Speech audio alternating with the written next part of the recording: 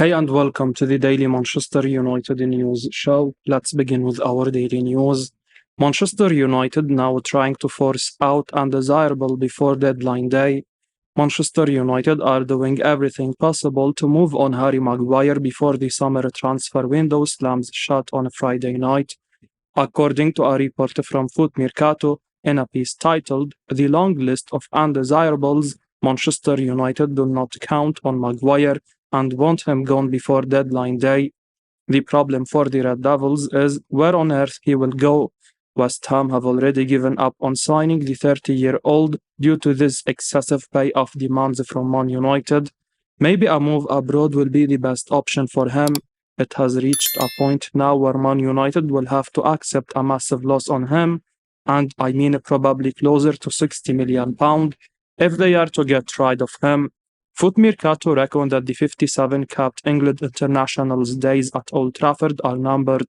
The 30-year-old's fall from grace since he joined United really has been a dramatic one to witness.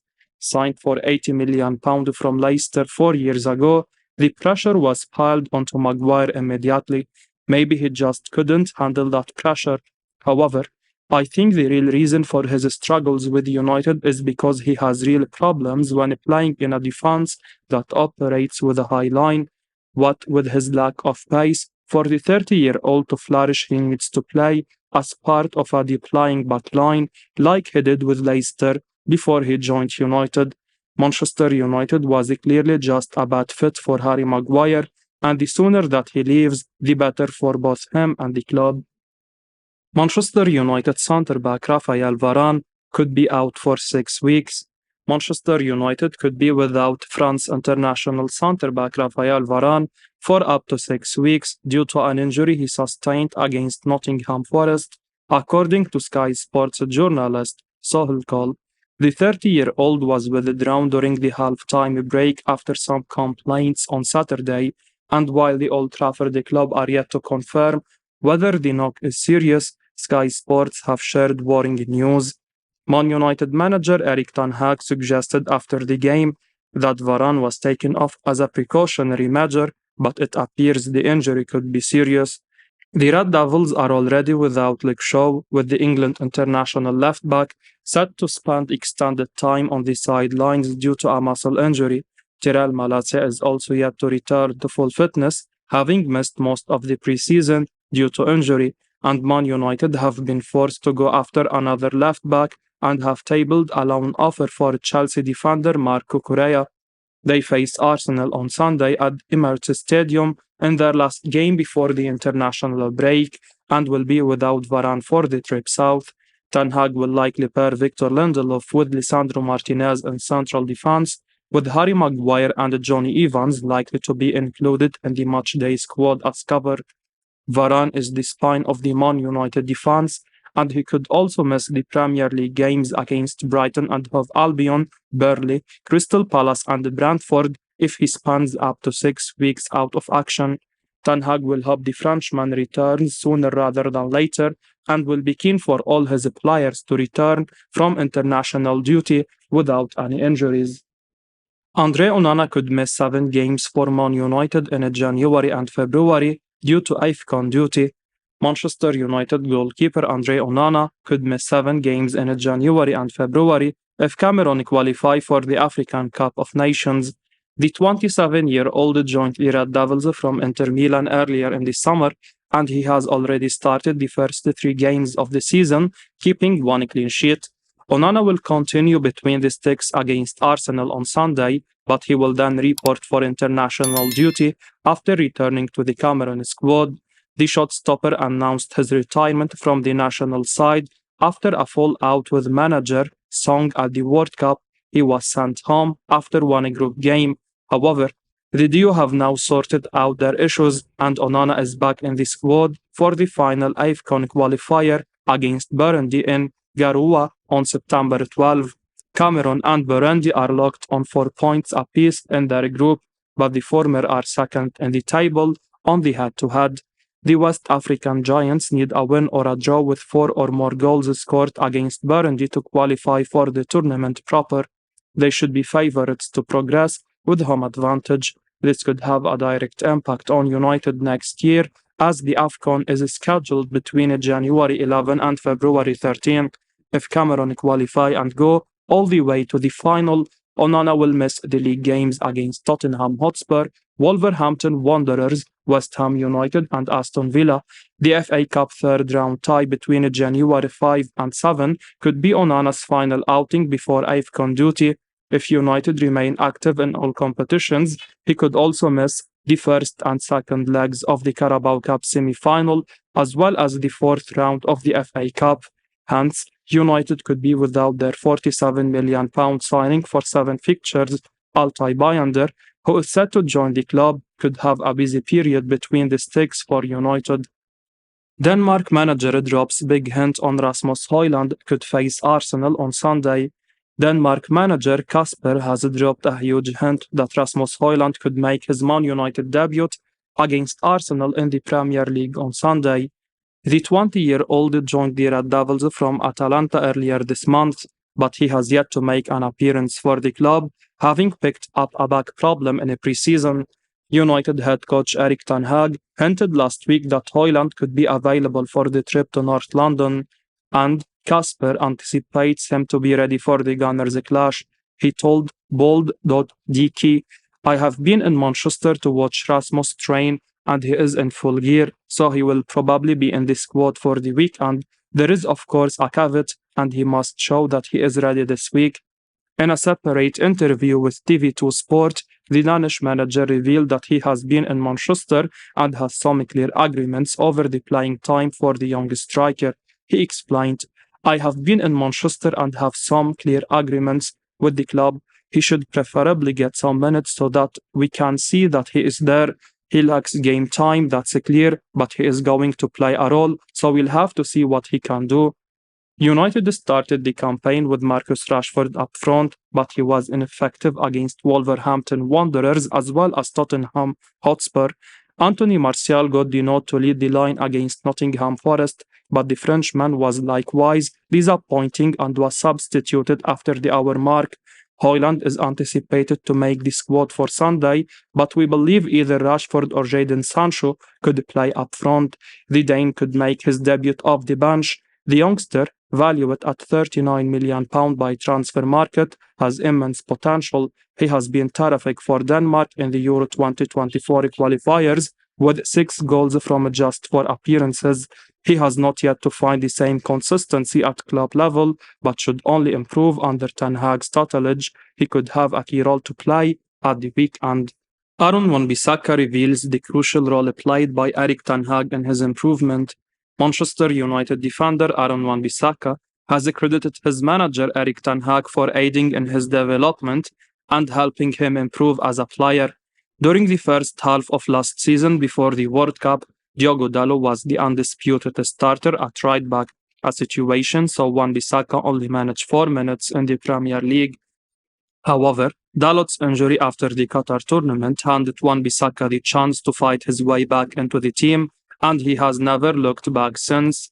The Englishman is now an established member of the team and is regularly named in the starting 11 ahead of Dalot. The 25-year-old spoke to club media and was questioned about Ten Hag and how the Dutchman has impacted him. He said, "It's been good, especially for myself. I have learned a lot under him, and there is more to come, more improvement to be done. So yeah, I'm happy. He's helped the team. You can see the team's transition has changed." Wan-Bissaka mentioned that Ten Hag has been instrumental in refining his tactical nose by telling him where he should be at certain times and the need to be more aggressive when going forward. He said, "Since I have been under him, the manager had taught me a lot, and you just want to improve more and keep learning more, especially from someone like him. So I have enjoyed that." Man United to confirm Altay Bayander's arrival and Dean Henderson's departure simultaneously. Manchester United could confirm the arrival of Fenerbahce goalkeeper Altay Bayander on Wednesday. According to The Athletic's Laurie Whitwell, the Red Devils recently agreed to sell Dean Henderson to Crystal Palace in a deal worth £20 million, and it's now reported that he has completed his medical. The confirmation of the 26-year-old's transfer could come today, and Whitwell claims that Bayern's move could be announced after it. The Turkey international traveled to England last week, and he will join for an initial fee of £4.3 million. United have been fancied to sign a backup goalkeeper for some period of time, and they have eventually reached an agreement to land Bayander from Fenerbahce.